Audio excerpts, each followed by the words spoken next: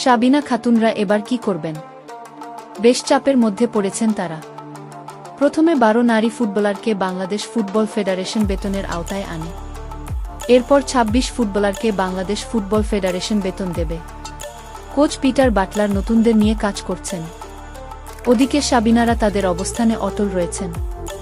গতকাল বাংলাদেশ ফুটবল ফেডারেশনের প্রেসিডেন্ট তাবিথ আউয়াল এসেছিলেন। লীগ কমিটি নিয়ে আলোচনা ছিল তার।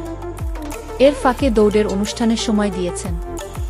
সাবিনা ও বাকি 17 ফুটবলার এক বাক্যে এখনও অটল। তারা পিটার বাটলারের অধীনে খেলবে না।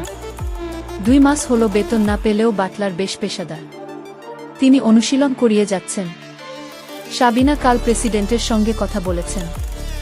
সেখানে তিনি জানান, অবশ্যই পিটারের অধীনে তারা খেলবেন, তবে সেটার জন্য 2টি বড় শর্ত রয়েছে।